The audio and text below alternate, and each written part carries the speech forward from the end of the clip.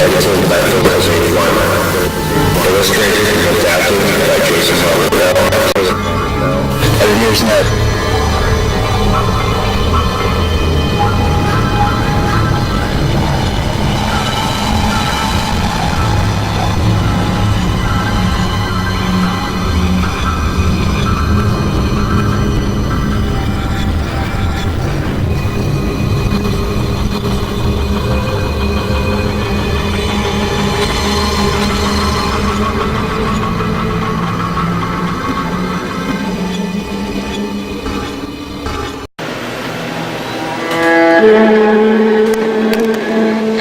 Since the first 8 volumes of his memoirs have not yet been published, Lord Cranrip has written a special foreword which encapsulates the early part of Volume 1. Without this, the reader would be puzzled by some of the references in this volume. Conceived and born in 1888. Jack the Ripper was my father. I am certain of this, although I have no evidence that would stand up in court. I have only the diary of my legal father. He was, in fact, my uncle, although he was married to my mother. My legal father kept a diary almost up to the moment of his death. Shortly after he had locked it inside a desk, he was killed. His last written words recorded his despair because his wife had just died, and I, only a year old, was wailing for milk, and there was no human beings within 100 miles, as far as he knew. I alone have read the entire diary. I have never permitted anyone else to read any diary preceding the moment when my uncle and my mother sailed from England for Africa. My biographer would have been too horrified by the truth to have written it if I had been kind enough to reveal it to him. He was a romanticist and in many ways a Victorian. He would have made up a story of his own, ignoring the real story, as he did with so many of my adventures. He was interested mainly in adventure for its own sake, although he did describe my psychology, my Weltanschauung. However, he never really transmitted the half-infrahuman cast of my mind. Perhaps he did not understand that part of me, although I tried to communicate it as well as I could. He tried to understand, but he was human. All too human, as my favorite poet says. He could never grasp with the human hands of his psyche the non-human shape of mine. That part of the diary which I had forbidden others to read describes how my mother happened to be with my father in Whitechapel on that fog-smothered night. She had insisted on going with him to look for his brother, who had escaped from the cell in the castle in Cumberland County. Private detectives had quietly tracked John Colby to the Whitechapel district of London. His brother James Colby, Visigoth Cranrip, had joined the hunt. My mother, Alexandria Applewhite, related to the noble family of Bedford, had insisted on accompanying him. My uncle objected to bringing his wife along for several reasons. The strongest was that his brother had to rape her when he was broken out of the cell after bending several iron bars and uprooting them from the stone socket. Only her screams and prompt appearance of 2 manservants armed with pistols had saved her. Alexandra, however, persisted in her insane belief that she alone could make him surrender voluntarily when he was found. Also, she said that she alone could locate him exactly. There was, she claimed, a psychic bond between them, vibrations which enabled her to point toward and track him as if she were a human lodestone. I use the word insane in describing this belief because later developments, described by my biographer and by me in Volume 1, revealed her mental instability. She also said that if she were not allowed to go with her husband in the search, she would inform the police and the newspapers of what had happened. My uncle gave in to her. He had a horror of publicity of any kind, and especially of this kind. Also, he might have been arrested for concealing evidence of murder. He was, in fact, an accessory after the fact of murder, if indeed there was a fact.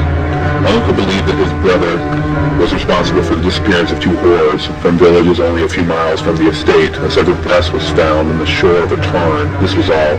The locals presumed that somebody had done away with the 2 women and buried them somewhere. My uncle connected his brother to the murders because of his ravings while in the cell about killing all whores, especially his mother. His mother, of course, was safe from him. She had killed herself when James, John, and Patrick, her 3 sons, were quite young. Her husband had killed himself because he suspected that a Swedish gentleman was the father of the boys and that she might have killed herself because her conscience had made life unbearable. Their aunt raised the 3 boys and was much loved by them, but John forgave his mother, although he had never spoken of her until his madness took him. Later, my uncle believed that John was Jack the Ripper. Before his breakdown, John had been a medical doctor whose real motive in becoming a physician was not in curing the sick. He wanted to know everything about the human body because he intended to find out the secret of immortality. To this end, he meant to learn more about chemistry and botany than any medical doctor had ever known. His obsession was supposed to be the cause of his sickness, instead it was the symptom. It was ironic that he did not find that secret, that I, his son, did. I supposed this only to have to change my mind. If my mother and uncle had not gone to Africa, primarily to put my father behind them, I would not have become immortal. I have a very prolonged youth, to be exact. Or so I thought. I am immortal since I would be 32 years of age in body for a very, very long time. However, accident, murder, and suicide can reduce me to the rotting corpse, which others usually become before their 100th birthday. I admit a disease from the fatal list. The same elixir that gives me the potentiality of 30,000 years or more also preserves me from disease. This does not, however, explain my seeming immunity to all diseases so common in tropical Africa before I became 32. My uncle's diary recounts it in elegant style, reading like a prose Racine. Arrived through the dark fog of the night on March 21st, he glimpsed his brother after hours of driving through the mist, and he leaped out of his carriage and ran shouting after him. My mother sat shivering in the cold and fear in the carriage while she tried to peer through the wet grayness. A gas lamp nearby shot a ghastly half-light through the swirls. She was alone. Her husband had not wanted a coachman because he might report the particular occurrences of the evening to the police. For a while there was silence, and she heard the clicking of hard heels on the stone. A man appeared like a ship sailing through the fog. He stopped and turned, and by the dim light, she saw her husband's mad brother. When James Colby returned, he found his wife unconscious on the seat of the carriage. Her skirt and petticoats were up over her face, and her undergarments had been cut off, probably by the same scalpel that later took the bodies of the Whitechapel horrors in such grisly fashion. My uncle was to reason that his brother had not killed her because she was not a whore. But John did hate his older brother, and he may have raped Alexandra for revenge, or possibly because she was not a whore and so better than his mother, who, in part of him, he must have still loved. Also, since John loved Alexandra, or said that he loved her, it was possible that this was his act of love. Who knew what the madman was thinking? My uncle lit a match when she did not reply to his cry of alarm. He saw the white leg dripped of the black stockings and the black, exceptionally hairy vagina out of which oozed my father's spermatic fluid and some of her blood. The strange thing to me, anyway, was that this was the first time Uncle had seen any of his wife's body below the shoulders.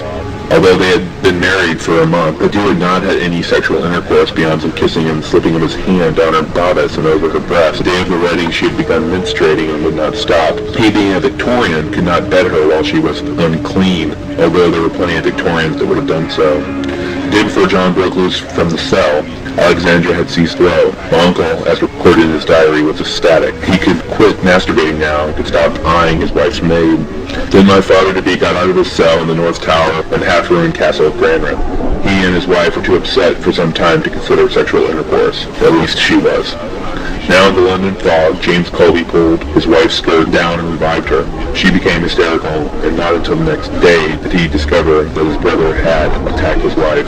His wife seemed to recover. A few months afterward, they sailed for West Africa, where James was to conduct a secret investigation for the Colonial Office. This was not the investigation that my biographer described, however. He knew the true reason, but he chose to give a spirituous one. Alexandra now refused to have intercourse with James. She said that she was too ashamed, felt too unclean, and besides, wanted to make certain that she was or was not pregnant. If she had a child, she wanted to be certain of its paternity. Before they sailed, the first known murder by Jack the Ripper occurred on Easter Tuesday, April 3rd, 1888, on Osborne Street. My uncle heard about this. It was not reported in the Times, and wondered in his diary if it could be the work of his brother.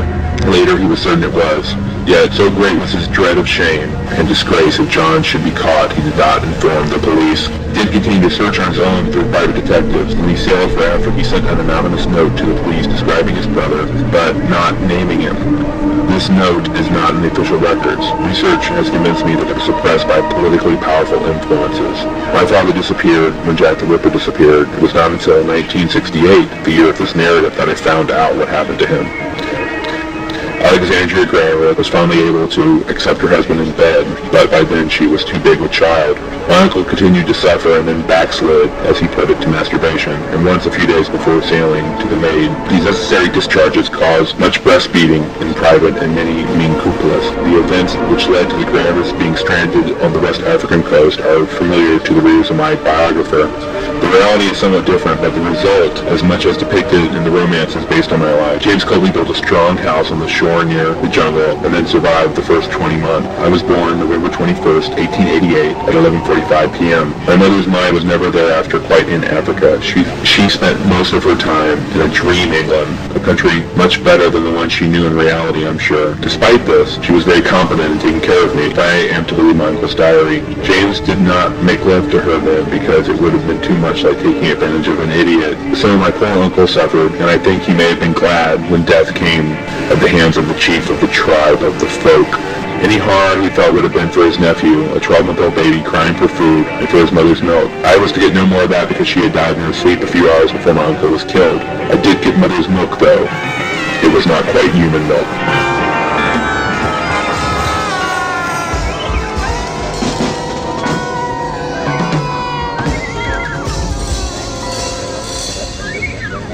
Chill up, maybe on this moment, it was me off,